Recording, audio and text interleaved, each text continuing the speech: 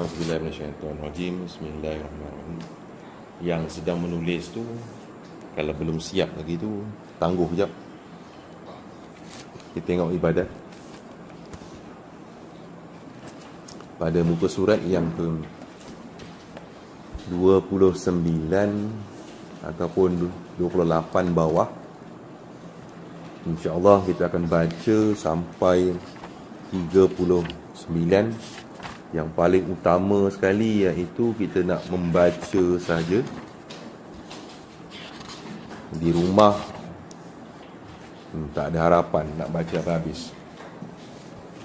Berhenti tulis dahulu. Kalau nak baca ni 10 muka surat, syukurlah saya berduduk.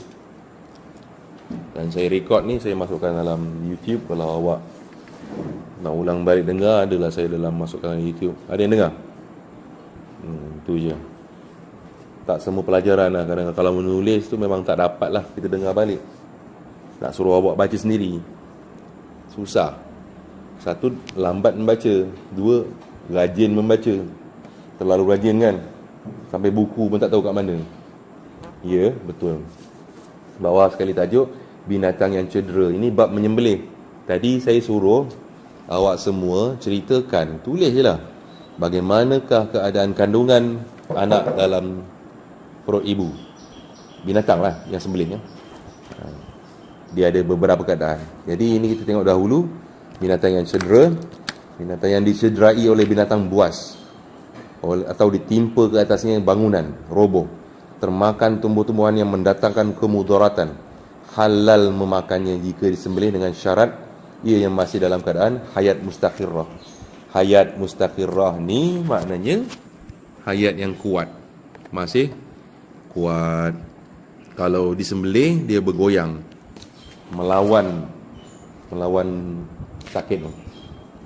Apa makna hayat mustaqirrah? Hidup yang kuat. Ciri-ciri dia kaki meronta-ronta. Nanti kalau ditanya berikan ciri-ciri hayat mustaqirrah, entah, tak tahu. Kekuat apa? Binatang yang kuat meronta semasa disembelih. Muka surat 29. Ini kan ada. Kalau awak tengok 28 tu 3.12. Satu, darahnya terpancar, tersembur lah bila disembelih, zoom keluar darah. Dua, boleh bergerak kuat. Tu ulang balik. Baik, lihat Ustaz yang ke 29, 315, anak dalam perut binatang yang disembelih. Ini yang tadi tu binatang. Ini kalau contohnya dikata cedera, kena gigit, masuk dalam kolam, kalau termasuk dalam sungai, terjerumus dalam lubang, mana-mana lubang, dah tak boleh buat apa-apa lah. Macam mana nak buat? Nak sembelih, kalau dapat disembelih di leher. Tapi kalau tak dapat disembelih di leher, sembelihlah mana tempat yang boleh mendatangkan kematian. Contoh dah termasuk dalam kolam, kepala dalam kolam tu, kalau biarkan dia mati, jadi gitu je kan. Sembelih kat kaki ke kat perut ke mana, Bismillahirrahmanirrahim, dengan sebab sembelih itu dimati. Ini tak cerita secara detail di sini. Hanya dikata di situ kalau disembelih masih dalam keadaan hayat mustaqirrah. Ini kalau keadaan teruk sangat. Siapa mesej? Sekejap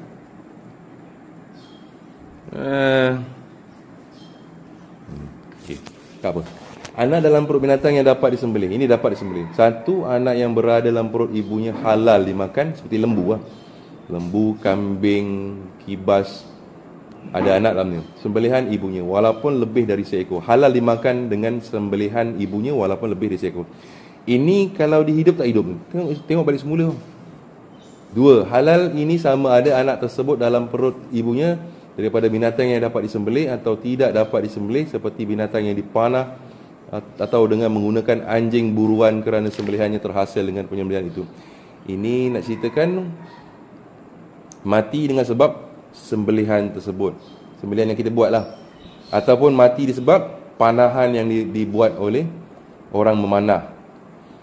Kemudian yang 316, anak dalam kandungan binatang yang disembelih. Ini cerita lagi. Halal anak dalam kandungan jika didapati mati disebabkan oleh sembelihan ibunya. iaitu dengan berhenti daripada bergerak yang mengiringi sembelihan ibunya dengan tidak terlewat atau anak tersebut tidak berada dalam hayat mustaqirrah. Anaknya dah mati pun bila disembelih boleh makan. Siapa yang sanggup makan? Siapalah yang sanggup makan, suka hatilah. 2. Tak halal jika ternyata anak itu mati disebabkan oleh perkara-perkara lain daripada sebab sembelihan ibunya, seperti perut ibunya dipukul yang menyebabkan anak itu tidak bergerak, dan apabila disembelih ibunya didapati anaknya mati. Ini dah mati dulu dah. Ceritanya dah mati dulu. 3. Tidak halal jika anak itu telah mati dalam perut ibunya sebelum menyembelih ibunya. Soalan muncul. Boleh makan tak? Jawapannya boleh. Halal boleh. Macam mana keadaan yang boleh halal? Bila dengan sembelihan dia mati dengan sebab sembelihan. Tapi kalau sembelih anaknya hidup, nak buat apa? Sembelihlah yang anak binatang tu yang hidup itu.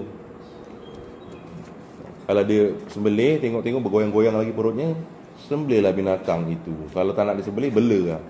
Tapi kalau disembelih mati sekali dengan budak dalam perut tu, maka halal dimakan. Muka surat yang ke-30. Jika disyaki sama ada ianya mati sebab sembelihan ibunya atau sebab-sebab lain, halal makannya. Ini syak, kerana sembelihan itu sebab halalnya dan asalnya tidak ada penghalang. Syak ni perasaan, iaitu 50-50. Kita ada syak, kita ada zon, kita ada waham. Syak ni 50-50, ini mati sebab apa ni. Zon ni sangka 30%, 70%, 30% ni mungkin mati sebab sembelihan, 70% tak mati sebab pilihan. Nah, itu tak boleh lah. Syak boleh lagi. Anak belum ditiupkan roh, tak boleh, tak halal jika anak itu belum lagi ditiupkan roh dan yang berbentuk alaqah. Alaqah ni macam kalau yang melekat isap darah, apa namanya? Sekatul darah beku dan mudghah, sekatul daging mengikut pendapat muktamad. Besar ni aja, alaqah ni besar ni, iaitu yang pacat lintah, besar lintah. Besar lintah tak halal.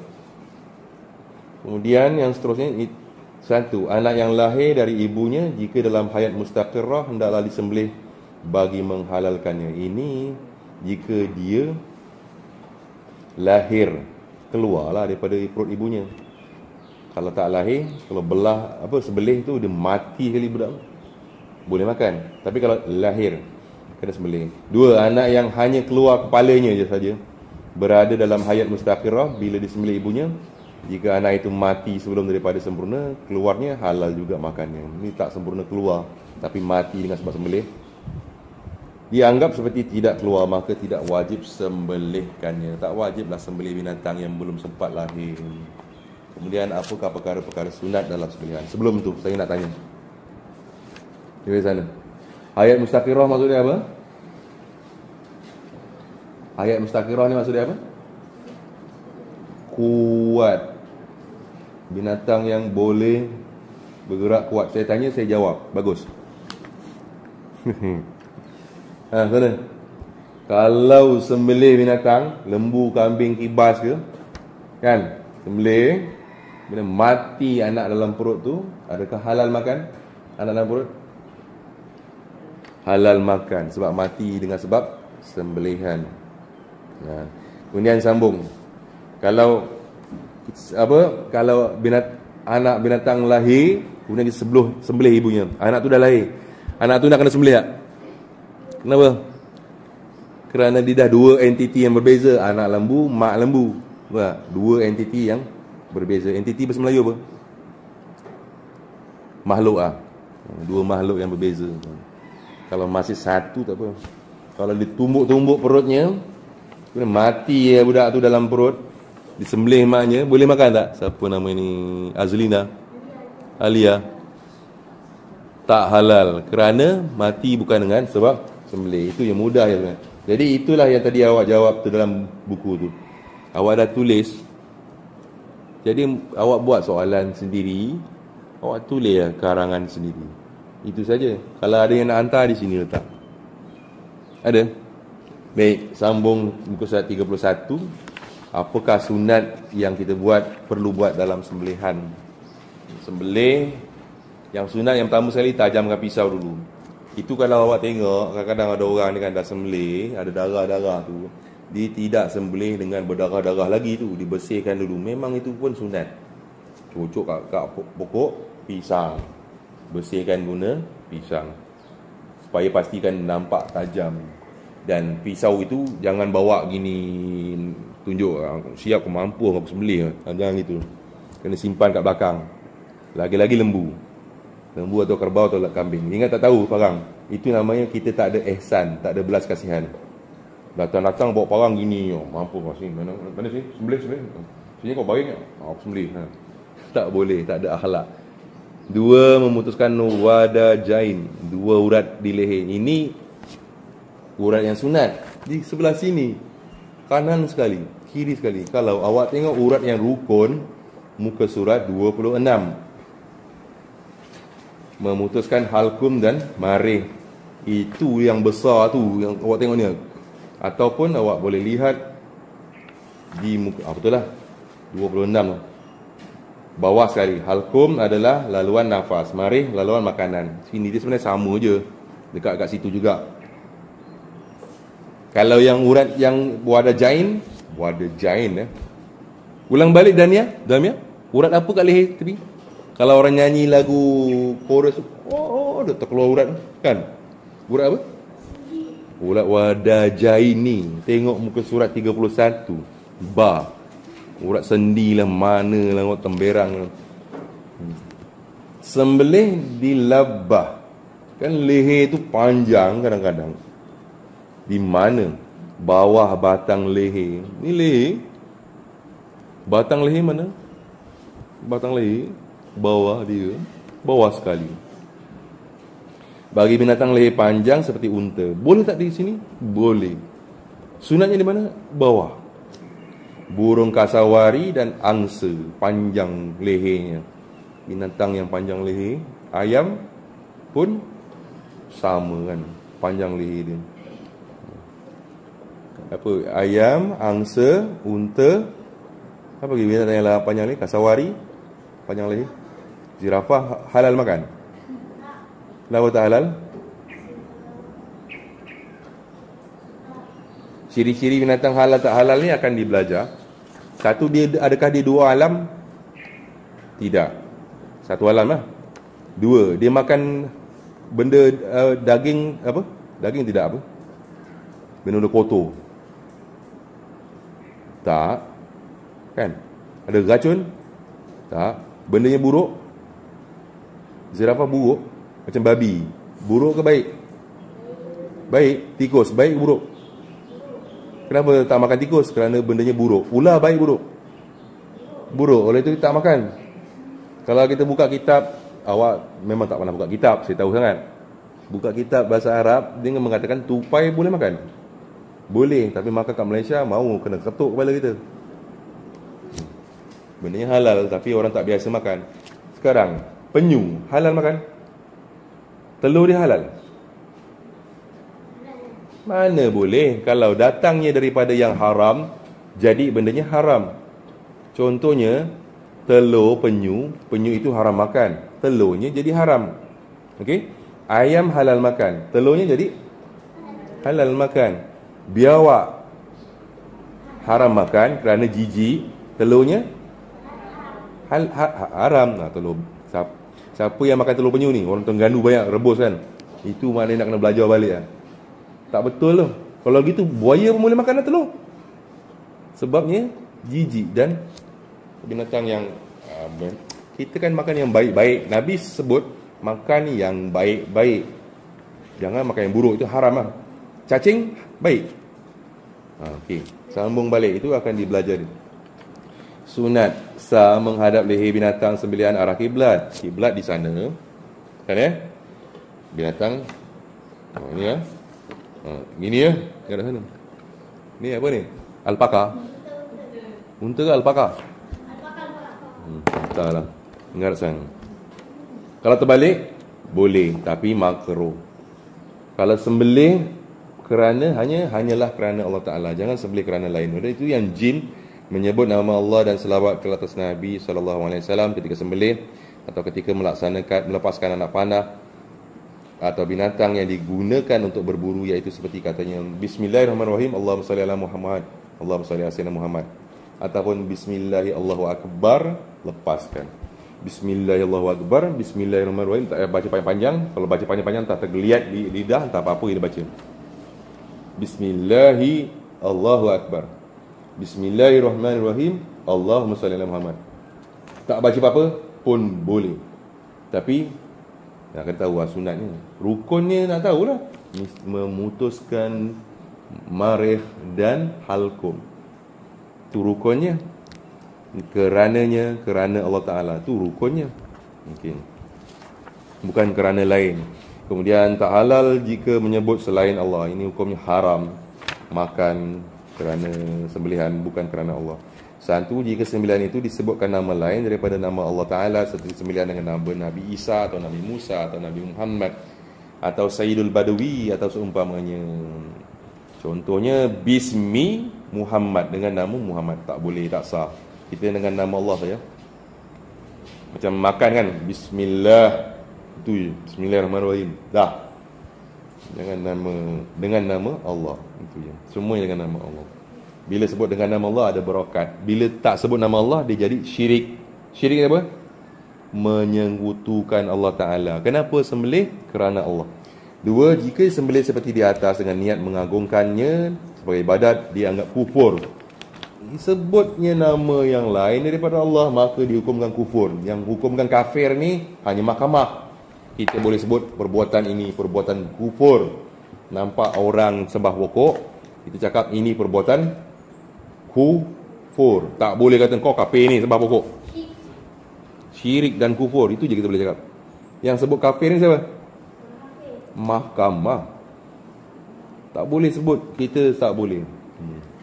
Kalau ada orang tu dia buat benda yang salah dengan akidah, bertatu, kau kafir, tak boleh. Kita sebut perbuatan itu adalah perbuatan kufur. Muka surat 32, sembelih kerana Allah dan sedekah pahala kepada seseorang. Jika ia disembelih dengan nama Allah dan pahalanya disedekah kepada kedua ibu bapanya, tidaklah mengapa, seperti ibadat korban, maka hukumnya adalah harus boleh.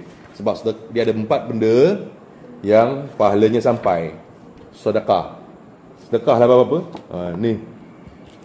Niat kerana Allah Ta'ala, pahalanya disedekah kepada ibu bapa. Boleh. Boleh. 2, sebutan istighfar. Astaghfirullahalazim, astaghfirullahalazim. Biar Allah sampaikanlah pahala istighfar ni kepada dua ibu bapa. Ini Nabi sebut istighfar. 3, apa dia? Ibadat haji.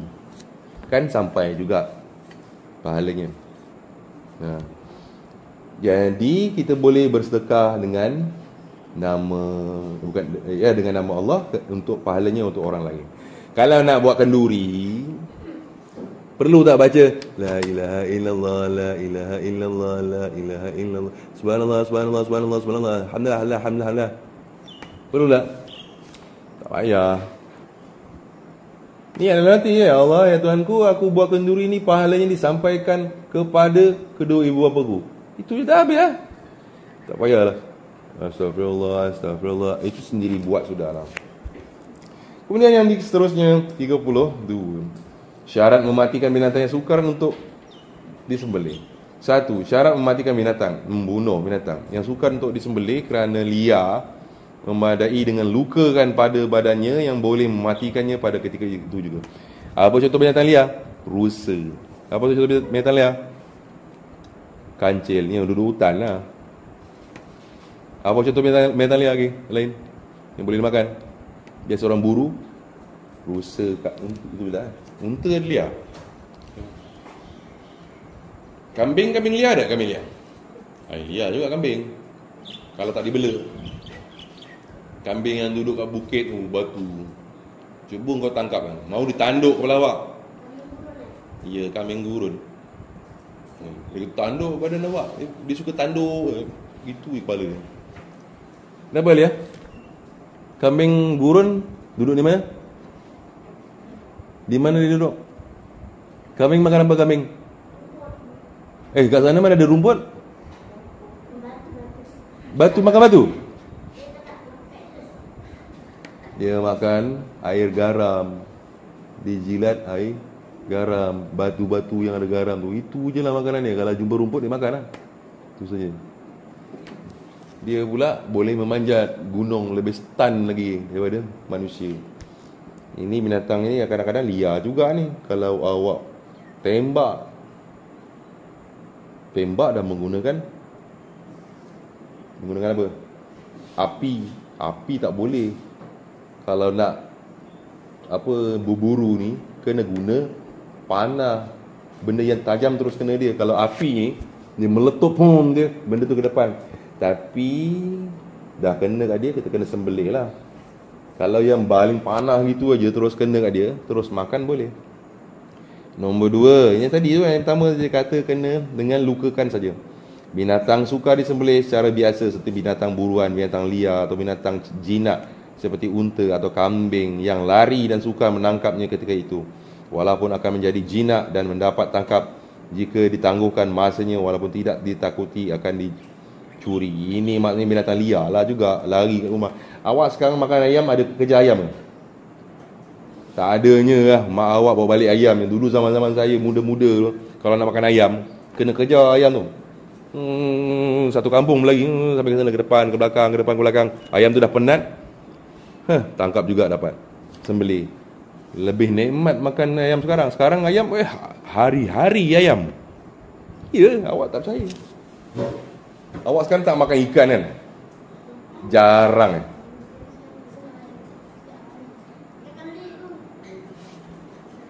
Kalau orang dulu dia selalu makan ikan, ayam jarang makan. Orang sekarang orang-orang bandar lah, makan ayamnya, ikan tak makan, pasal susah nak tangkap. Binatang ini halal dengan melukakannya dengan sesuatu yang tajam seperti anak panah lain-lainnya, atau dilukakan dengan anjing pemburu yang lain-lain, iaitu luka mana-mana tempat badan binatang tersebut, dan hendaklah ianya mati pada ketika itu juga. Ini binatang yang liar, walaupun unta, walaupun kambing. Kemudian 3.24, binatang lari buruan mesti disembelih. Kena sembelih juga. Jika mudah untuk menangkap binatang yang lari atau binatang buruan dengan dikejarnya atau meminta pertolongan orang lain, tak halal kecuali disembelih, kerana dianggap binatang itu dapat disembelih secara biasa. Kalau lari-lari tapi boleh tangkap, hendaklah disembelih. Muka surat 33, binatang termasuk dalam telaga, dalam perigi, dalam kolam. Sebagai contoh, jika seekor unta terjatuh ke dalam perigi dan tidak berkuasa untuk menyembelihnya, halal dengan hanya melukakan mana-mana tempat badannya dengan sesuatu yang tajam yang dapat mematikannya. Seperti yang saya sebut tadi, kepala dah termasuk dalam lubang kolam. 2, tidak halal ia dengan menggunakan anjing atau seumpamanya. Dah termasuk dalam kepala dan kolam tu, janganlah guna anjing lagi, memang dapat tangkap dah. Tinggal hanya melukakan biar cepat mati. Kalau dia dah kepala terendam dalam air, tapi siapa je lah sanggup makan. Hendaklah yakin lah.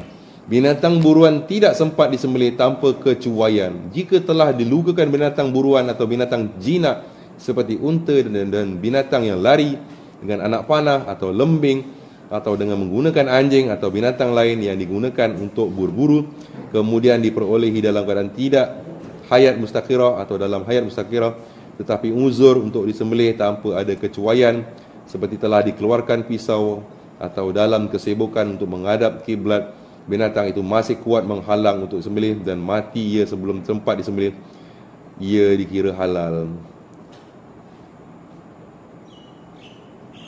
Panjang ayatnya. Saya pun jadi susah nak faham.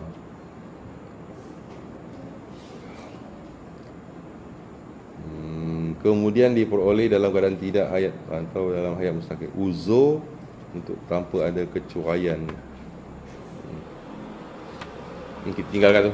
Nombor 2, jika mati ia dengan sebab kecuaian seperti tidak ada pisau bersama-sama atau pisau yang ada padanya terlekat pada sarungnya dan sukar dikeluarkan, tak halal kerana tidak sempat disembelihkan disebab kecuaian. Ini disembelih tanpa ada kecuaian, itu sah.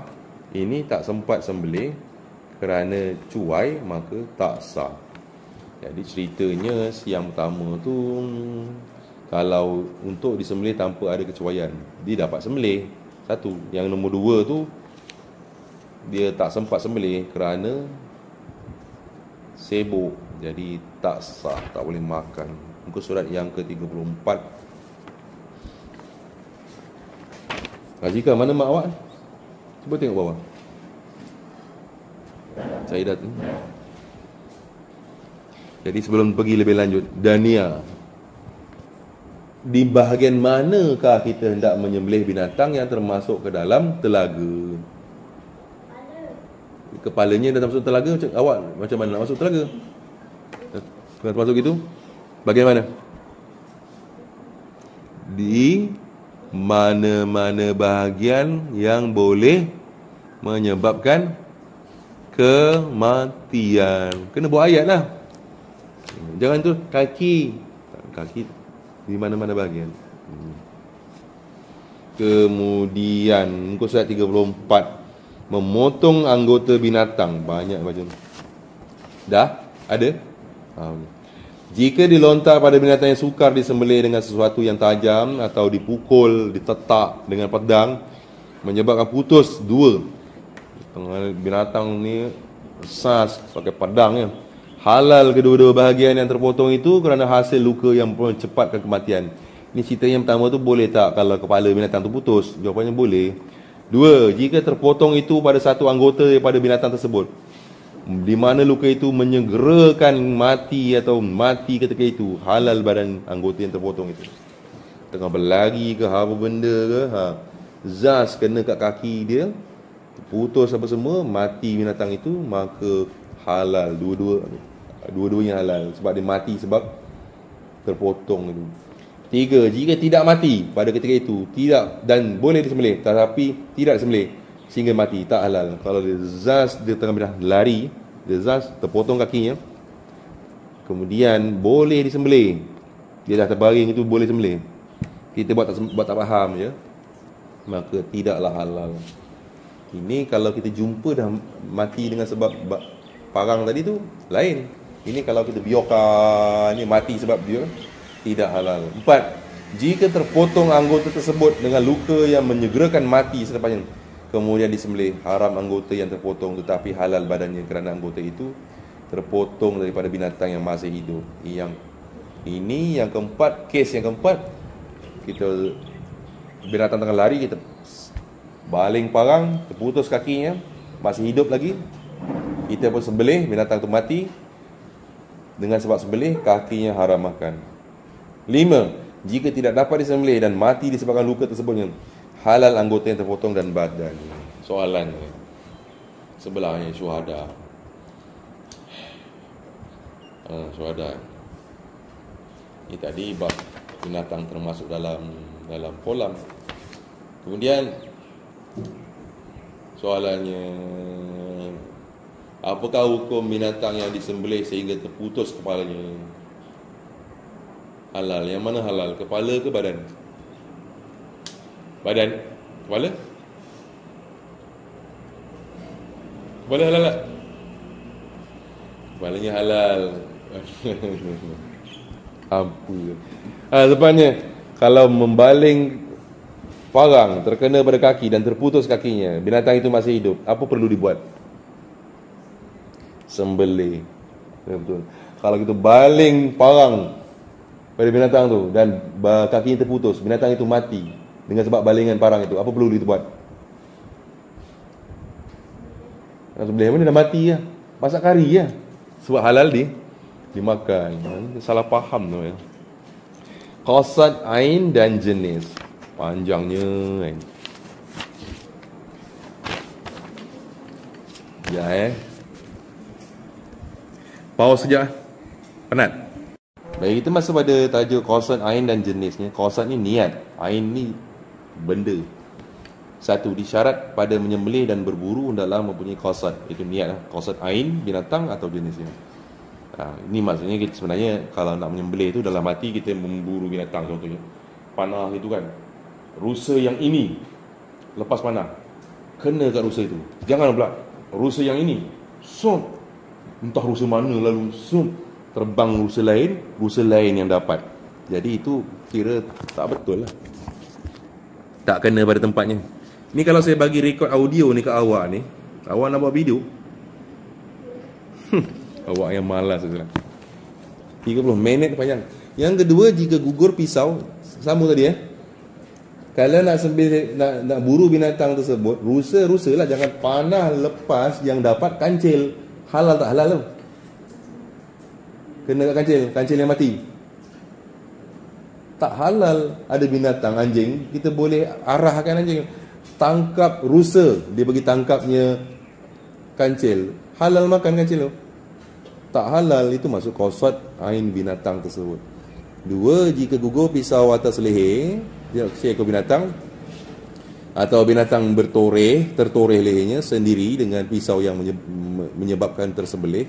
Ni tersembelih.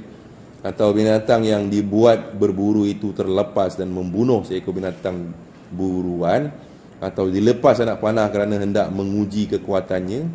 Ini tes anak panah aja. Atau seseorang memanah sasaran lalu mengenai binatang buruan. Semua permasalahan di atas haram makan binatang tersebut. Tak boleh makan. Satu, kalau pisau tu tertoreh sendiri, baling kat ni, dia pun terlanggar pokok, pisau itu pun menusukkan ke dalam lehernya.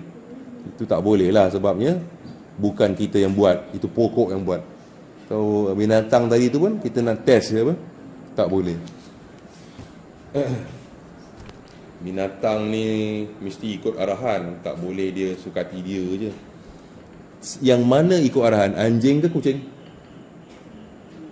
Anjing ikut arahan dia kena selalu gitu. Dan dia yang mana ikut kumpulan, anjing ke kucing? Anjing. Kucing dia lebih kepada solo, dia suka lagi-lagi jantan. Yang betina kat rumahnya lah, yang jantan hilang, lepas tu 2-3 hari mati. Pasal dia menyombong orang kucing ni. Dia konon-konon hero, kesana kemari, kesana kemari. Binatang anjing ni senang dia arah untuk buat berburu.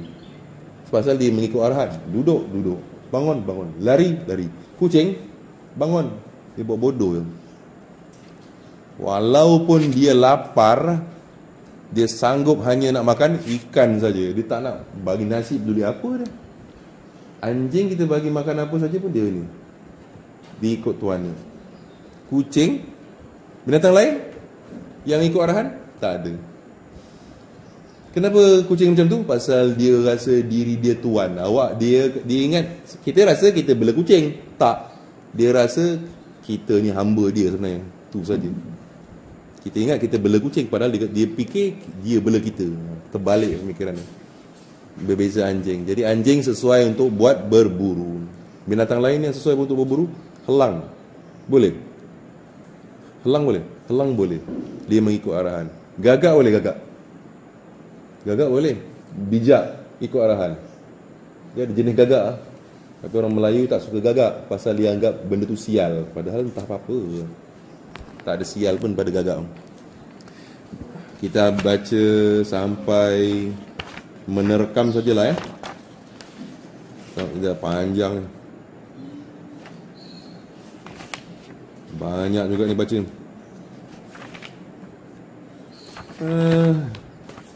3.29. Binatang yang digunakan untuk berburu terlepas. Binatang yang dibuat berburu terlepas, jika membunuh binatang buruan, haram memakannya walaupun disuruh oleh pemilik binatang setelah terlepas itu, dan ianya semakin pantas mengejarnya kerana tidak ada qasad yang diakui. Ulang baca balik semula. Binatang dibuat berburu yang terlepas. Yang terlepasnya apa? Binatang tu tiba-tiba dia lari. Jika membunuh binatang buruan, haram makannya walaupun disuruh pemiliknya. Ni terlepas, bukan kita yang melepaskan binatang tersebut. Hukumnya haram.